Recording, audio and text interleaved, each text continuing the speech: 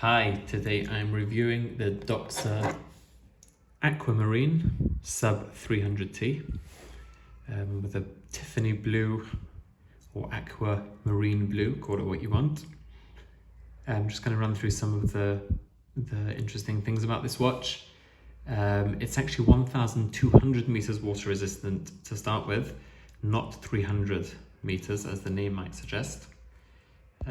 Just got that in focus. It's a beautiful, beautiful watch in my opinion. I think the color of the dial really is superb.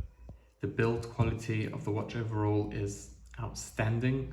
The bracelet is next level.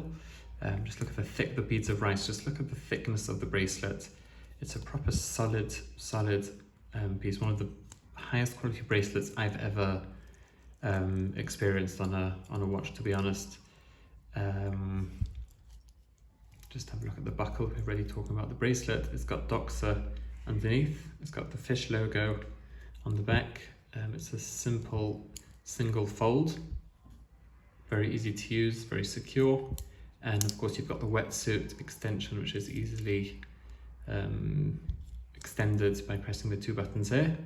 To be honest with you, when I've been wearing this watch, the most useful thing I found about this extension is during the day, as you get hotter, obviously your wrist would expand slightly, and then you literally, as it's on your wrist, you just pinch that and it just gives you a bit of extra room, and that really, I find that extremely helpful actually. So back over to the case. It's a 42.5 millimeter case. It's a cushion case. It's actually, the dial itself is quite small. Similar to some Breitlings, as in, even though it's 42.5, which sounds like it's big, the dial itself is small, but the overall case is big. It sits on the wrist brilliantly. I'll do a wrist shot at the end. I find with cushion cases, they generally do fit and sit very well on the wrist. You've got a helium escape valve over there. In fact, I read that it was Doxa who came up with the whole helium escape valve and not Omega, which might surprise you.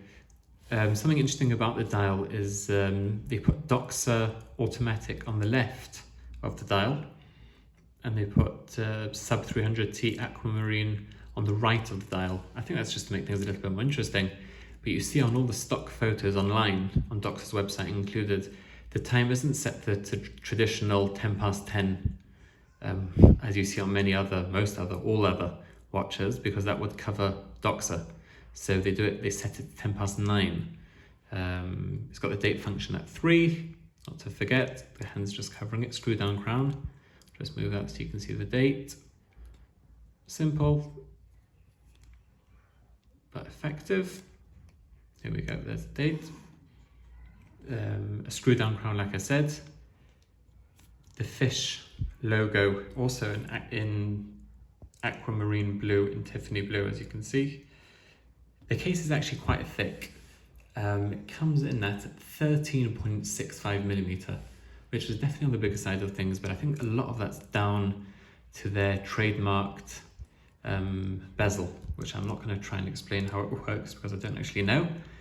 I don't actually care because I don't use the bezel for timing, but it's to do with their mechanism that they use.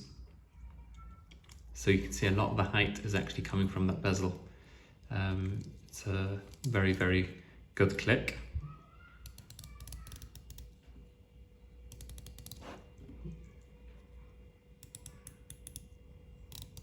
Sapphire crystal over there with underside anti-reflective treatment.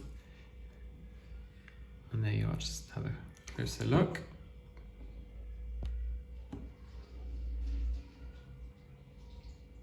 A really, really nice watch. If I had to say some negatives about it, I would have to say the lume isn't that great. I would have thought a diving, an all-purpose diving watch with 1,200 meters, sorry, it would have some serious lume, but it really doesn't. It's really not great, the lume. It kind of just about does the job, to be honest. The other thing I would say I was a little bit disappointed with is on the case back, get a little clean. You might think it's actually quite not a big deal, but it really isn't a big deal, but it bothers me a little bit. The case back engraving is not very deep. If you take a look at Longines Hydro Conquest, for example, their engravings on the case back are really, really deep into the metal. This one just isn't, which is just, again, nitpicking. It's nothing major about that at all.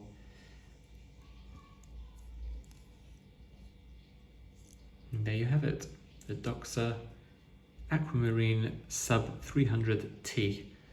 Just do a quick loom shot for you. Just give me a second.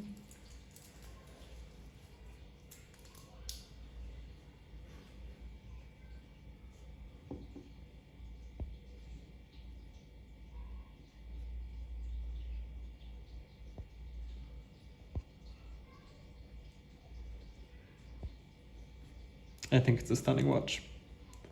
The colour is unique, it's not going to be to everyone's taste, that blue dial, but I think it's interesting, different, and overall an extremely good watch in my opinion. Very, very happy with it.